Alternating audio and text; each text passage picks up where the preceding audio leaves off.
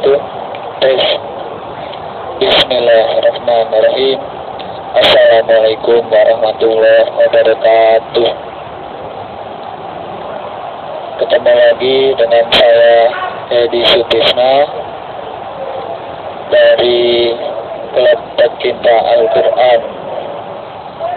Websitenya ada di www.klubpecintaalquran.com.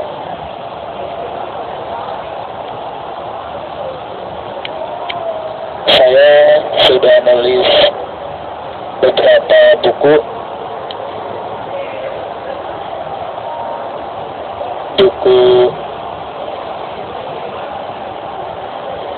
terus ada judulnya Sedekah Membabi Buta, penulisnya Edi Sutisna. Teman-teman bisa mendapatkan buku ini di Gramedia atau bisa pesan ke penerbit buku di sini.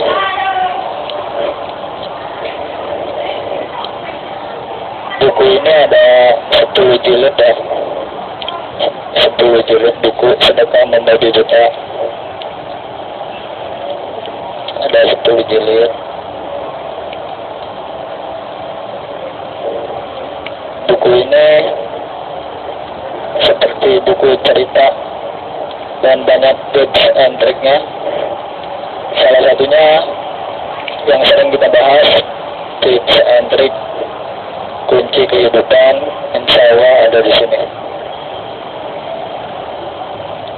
Sedekah Membabi Buta, penulis Edi Sutisna, ada 10 jilid.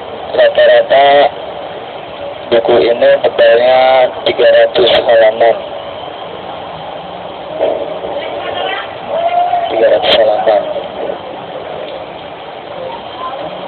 Lumayan buku ini bestseller, sering habis di Gramedia. Kalau kehabisan bisa pesankan ke penerbit, langsung diantar di sini.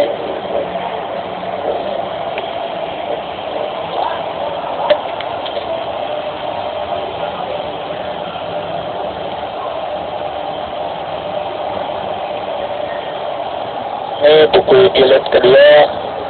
Ini bukunya Sedekah Membabi Buta.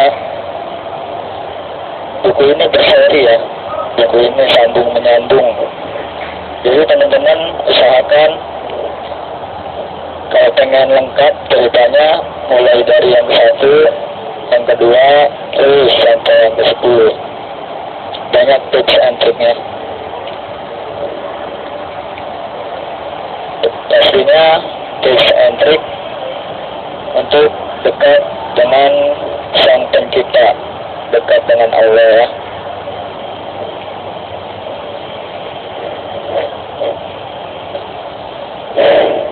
Saya juga nulis buku judulnya Metode Agar Dipanggil Allah ke Tanah Suci. Penulis Edi Sutisna juga, Metode Agar Dipanggil Allah ke Tanah Suci.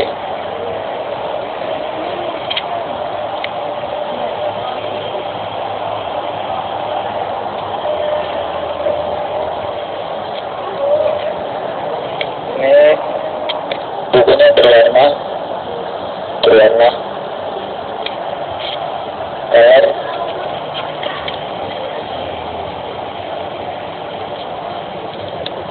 Ini buku ini full praktek ya, bagi teman-teman yang ingin merindukan sujud dan buku persis di depan Ka'bah. Tips and triknya ada di sini, langsung praktek buku ini. Langsung praktek, teman-teman baca, langsung dipraktekin. Gak usah mikirin duit. Langsung praktek.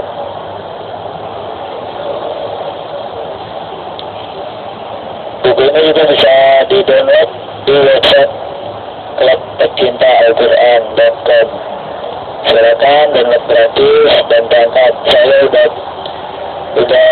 berkali-kali nyoba dengan buku ini, alhamdulillah berangkat terus, nggak ada yang gagal. Dan teman-teman yang lain yang mencoba pun berangkat, alhamdulillah. Bukan dari Indonesia aja, banyak yang dari luar negeri, dari Malaysia, dari Singapura, baca buku ini diperhatikan berangkat. Testimoninya juga ada di sana, banyak yang pada berangkat, ngasih testimoni berangkat.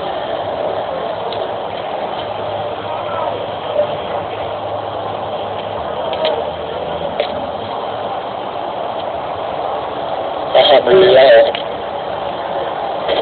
Sekarang kita lanjut ke pembahasan kita yang terakhir mengenai kunci kehidupan. Sekarang kunci kehidupan yang keempat. Bagi teman-teman yang belum melihat videonya bisa disimak di YouTube. Di sini di situ ada kunci kehidupan pertama, kedua, ketiga, sekarang udah mulai keempat. Lihat di sini bisa. Saya udah nulis beberapa catatan untuk materi kita yang keempat. Yang pertama, masih ingat? Yang pertama, kunci kehidupan yang pertama apa? Ridho. Kemarin udah dibahas hampir 1 jam ya. Kunci kedua apa? Jangan marah, jangan marah, jangan marah. Kunci ketiga, tinggikan Allah setinggi-tingginya, semampu kita meninggikan Allah kepada seluruh makhluk. Ada 2 poin kunci ketiga. Yang pertama, tinggikan Allah setinggi-tingginya, semampu kamu meninggikan Allah di hadapan seluruh makhluk. Poin kedua, rendahkan diri kita serendah-rendahnya, semampu diri kita merendahkan diri kita di hadapan Allah. Jadi tinggikan Allah kepada seluruh makhluk, rendahkan diri kita di hadapan Allah. Itu kunci ketiga. Sekarang kita masuk kunci kehidupan yang keempat. Kunci kehidupan yang keempat simple. Kuncinya catat ya, dicatat kuncinya yang keempat, jangan sekali-kali suuzon kepada Allah. Jangan sekali-kali suuzon kepada Allah. Jangan sekali-kali suuzon kepada Allah. Itu kunci yang keempat.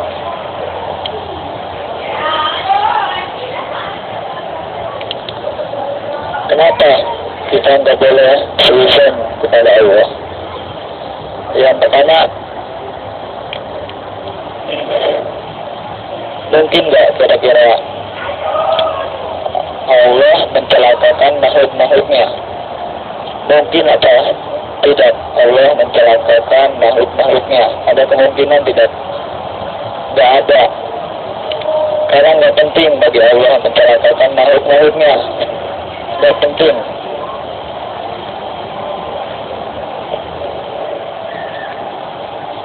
Penting. Ada juga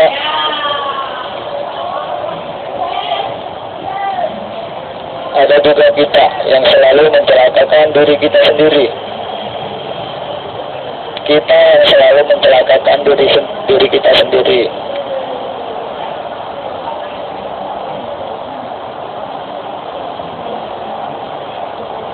Buktinya apa? Kita mencelakakan diri kita sendiri. Buktinya kita selalu berbuat maksiat. Buktinya kita selalu berbuat maksiat.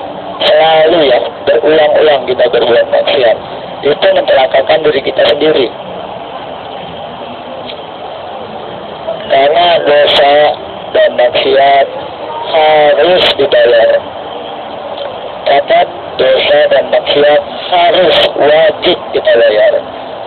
Maka mending jangan banyakin dosa, karena wajib kita bayar. Entah itu balasannya di dunia maupun di akhirat, wajib kita tebus. Wajib. Mau dosa kita sedikit, mau banyak, wajib ditebus. Wajib ditebus. Makanya kalau kita berbuat dosa, yang rugi siapa? Diri kita sendiri. Diri kita sendiri yang rugi. Makanya dikurangin, berbuat dosa dikurangin. Dikurangin. Karena jika kita berbuat dosa, yang rugi diri kita sendiri.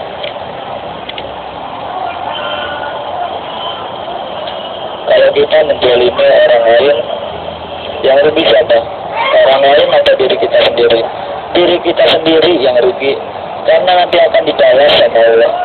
Dibalas. Pasti kena kita. Pasti kena. Jangan dikira kita ngambil uang orang walaupun tidak ketahuan. Jangan dikira kita tidak dibalas. Dibalas kita. Allah tahu. Allah tahu. Dan pasti dibalas. Dan pasti kena kita. Pasti kita kena. Jangan dikira kita mengambil sendal di masjid tidak ketahuan. Ketahuan. Ketahuan. Karena catat ini ya, tidak ada dosa dan maksiat yang tersembunyi. Tidak ada dosa dan maksiat yang tersembunyi. Semuanya jelas di hadapan Allah. Semuanya kelihatan oleh Allah. Karena apa? Karena kita bermaksiat persis di depan muka Allah. Persis di depan wajah Allah. Allah tahu. Emang gak mau kita bermaksiat persis di hadapan Allah. Allah begini, kita lagi maksiat. Persis dilihatin sama Allah. Emang gak malu kita bermaksiat? Malu, harusnya malu. Malu. Jangan dikira orang berzina Allah gak ngeliat. Berzina persis di hadapan Allah, gimana gak ngeliat? Allah ngeliat. Malu seharusnya kita. Malu. Dan pasti kena sama kita. Pasti kena sama kita. Dosa dan maksiat itu harus ditebus. Harus ditebus. Yang nebus siapa? Diri kita, bukan orang lain. Karena yang melakukan diri kita.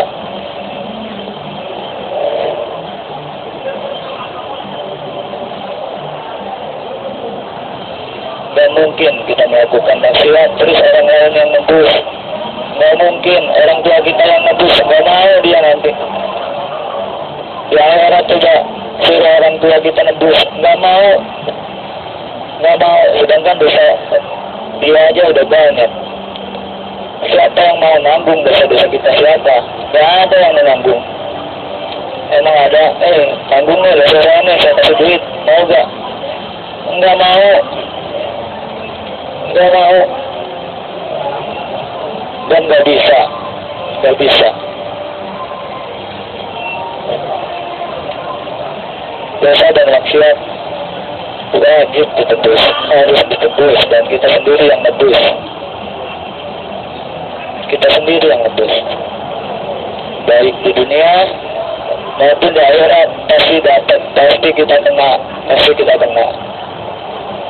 Tobatlah, tobat, tobat, dan jangan ditumpuk-tumpuk itu. Termasuk dosa-dosa kecil. Dosa-dosa kecil.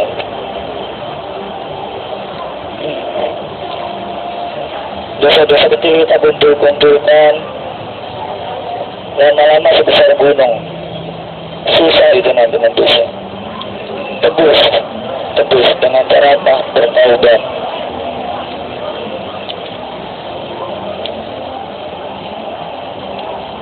Jadi kuncinya, jangan sekali-kali suudzon kepada Allah. Jangan sekali-kali suudzon kepada Allah. Kunci yang keempat ya, jangan sekali-kali suudzon kepada Allah. Kenapa jangan sekali-kali suudzon kepada Allah? Karena nggak mungkin Allah mencelakakan makhluk-makhluknya. Kita sendiri yang mencelakakan diri kita sendiri. Maka di kunci ketiga Allah bilang kalau ada kebaikan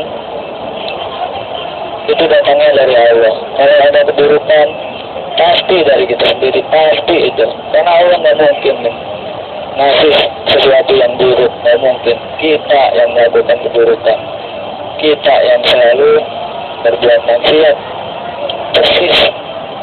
persis di hadapan Allah. Malu kita ini berbuat maksiat, harusnya malu. Emangnya Allah nggak ngelihat? Allah ngelihat, Allah mantau, Allah menyaksikan. Ya. Terus kata Allah dalam hadis qudsi yang kemarin juga kita bahas di kunci ketiga, hadis riwayat Muslim, kata Allah, wahai hamba-hambaku, sesungguhnya aku mengharamkan kezaliman atas diriku dan aku mengharamkannya pula atas kalian. Maka janganlah kalian saling menzalimi. Tuh. Gak mungkin Allah zalim, gak mungkin Allah zalim. Karena Allah sendiri mengharamkan untuk dirinya sendiri berbuat zalim kepada makhluknya. Allah mengharamkan berbuat zalim kepada makhluknya. Untuk siapa? Untuk manusia. Untuk manusia. Allah sampai sebegitunya Allah mengharamkan dirinya sendiri untuk berbuat zalim. Agar apa? Agar kita jangan suudzon kepada Allah. Jangan suudzon kepada Allah. Jangan suudzon. Perbuatan Allah pasti baik, pasti bagus. Karena Dia lebih tahu daripada kita. Ya.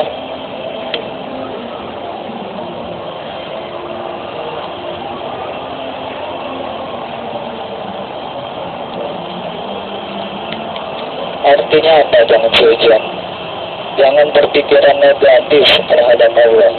Jangan berpikiran negatif. Jangan sekali-kali berpikiran negatif terhadap Allah. Jangan suudzon. Jangan suudzon.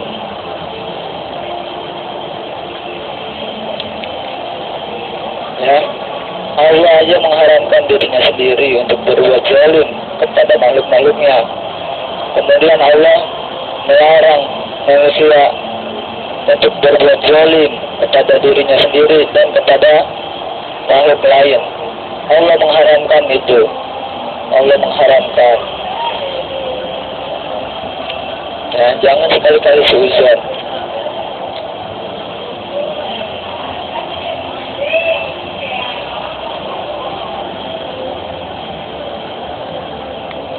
Ya.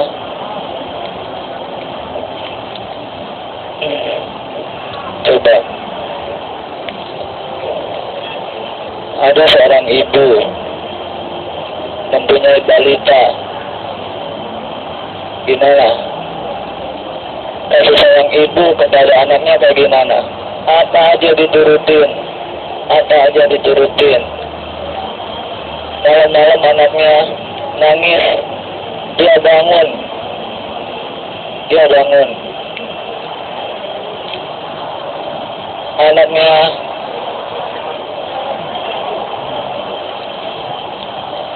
Anaknya buang air, dicebokin sama ibunya, dicebokin, disuapin pula, disuapin.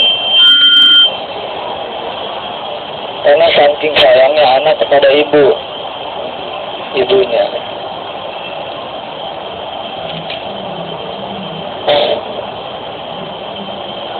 Karena ibu merasa anak milik dia, makanya dia rawat. Kasih sayangnya tumbuh. Gimana ini Allah terhadap makhluknya? Pasti kasih sayangnya melebihi dari seorang ibu. Karena dia yang bikin dari tangannya sendiri. Tanda kutip ya, tangan. Dia yang menciptakan makhluknya, pasti dia yang merawatnya juga. Karena manusia tidak bisa merawat dirinya sendiri. Jangan sekali-kali suuzon kepada Allah, sekalipun jangan. Karena kasih sayang Allah lebih besar dari azab Allah sendiri. Kasih sayang Allah itu lebih besar daripada azab Allah sendiri. Buktinya apa? Buktinya kita sering bermaksiat nggak disambar petir. Harusnya kita bermaksiat disambar petir beberapa kali, kosong. Buktinya Allah, kata Allah, anu dosamu sebesar gunung, sebesar bumi, jika kamu bertobat, aku ampuni. Itu kasih sayang Allah. Kasih sayang Allah amat besar. Kemarin ada hadis dari Bukhari, dari Muslim.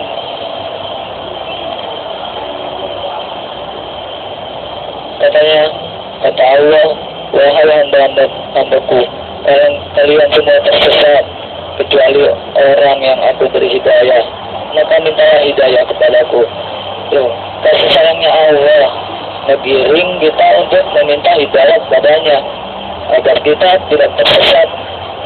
Allah juga ngajarin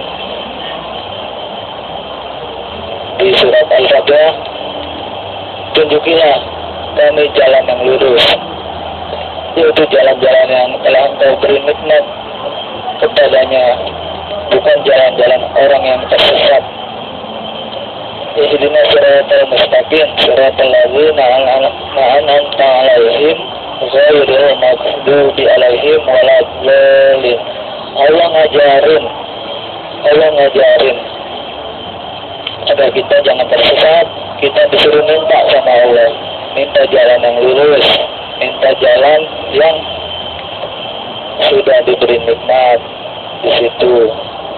Bukan jalan-jalan orang yang sesat dan bukan jalan-jalan yang dimurkai. Allah ngasih petunjuk. Kalau kita nggak dikasih petunjuk sama Allah, tersesat kita semuanya, tersesat. Karena banyak orang-orang yang tersesat, banyak sekali. Mungkin kita di kehidupan sehari-hari banyak melihat orang-orang yang tersesat. Pun dia Islam, masih banyak yang tersesat. Banyak orang-orang Islam yang tersesat. Banyak. Makanya mintalah kepada Allah, minta jalan yang lurus, minta jalan yang benar, minta jalan yang udah diberi nikmat. Di jalan itu bukan jalan orang-orang yang tersesat. Ihdinas siratal mustaqim tadi. Baik Allah, baik. Sampai saat ini pun kita masih hidup. Itu tandanya apa? Kita masih diberi kesempatan untuk taubat. Kita masih diberi kesempatan untuk memperbaiki diri sama Allah. Diberi kesempatan kita. Sampai nyawa ini di kerongkongan. Nanti taubat itu dihentikan atau matahari terbit dari barat. Dengan kata lain, kiamat, kita udah nggak bisa taubat lagi. Sampai detik ini kita masih hidup. Itu tandanya kita masih diberi kesempatan untuk taubat kepada Allah, masih diberi kesempatan untuk bisa memperbaiki diri. Perbaikilah. Jadi ingat kuncinya, jangan sekali-kali suuzon sama Allah. Jangan sekali-kali suuzon sama Allah. Karena tidak mungkin Allah mencelakakan kita. Apapun yang terjadi itu pasti baik. Pasti sesuai dengan kehendak Allah. Pasti sesuai yang digariskan dengan takdir. Kuncinya tadi, yang pertama ridho. Yang kedua, jangan marah. Yang ketiga, tinggikan Allah setinggi-tingginya, karena memang Dia Maha Tinggi. Rendahkan diri kita serendah-rendahnya, karena memang kita rendah. rendahkan diri kita kepada Allah ya, jangan kepada makhluk. Yang keempat sekarang, jangan sekali-kali suudzon kepada Allah. Jangan sekali-kali suudzon kepada Allah. Itu dipakai ya kuncinya ya. Dipakai. Sekarang gimana? Kita tinggal praktek.